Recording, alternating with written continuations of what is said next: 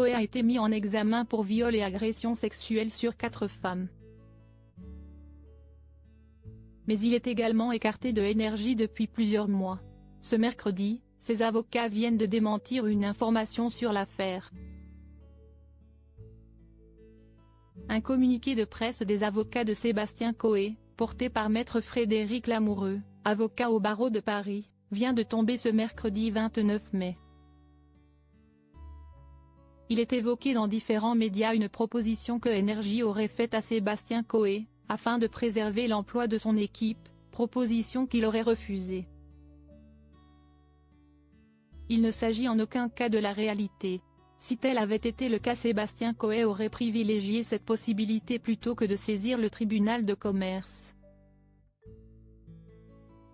Sébastien Coé a, dès la suspension de l'émission Coé par Énergie le 22 novembre dernier, proposé à Énergie que l'émission puisse se faire temporairement sans sa présence dans l'unique but de protéger son équipe au sein de sa société BioWare. Les échanges avec Énergie n'ont jamais conduit à une proposition permettant d'atteindre cet objectif. Peut-on lire. Pour rappel, Coé a été placé en garde à vue et sa compagne Nathalie a été entendue pendant plusieurs heures par la brigade des mineurs la semaine dernière, dans le cadre d'une enquête le visant à Paris pour agression sexuelle et viol.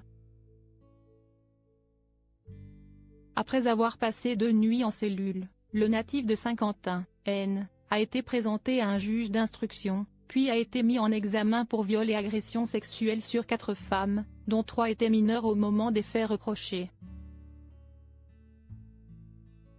Une affaire dans l'affaire, il a été placé sous contrôle judiciaire, avec notamment l'obligation de verser un cautionnement de 100 000 € et de suivre des soins.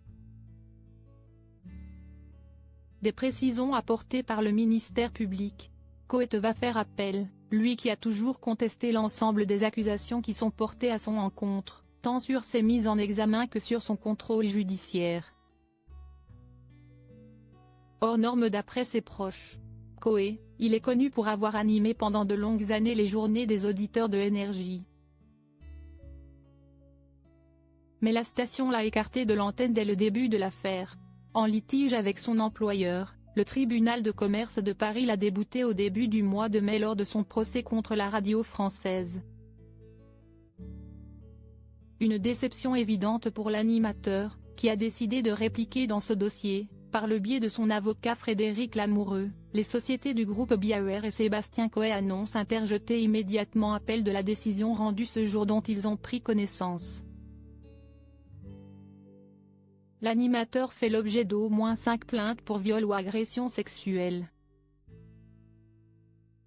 Mais il reste présumé innocent des faits qui lui sont reprochés jusqu'à la clôture définitive du dossier.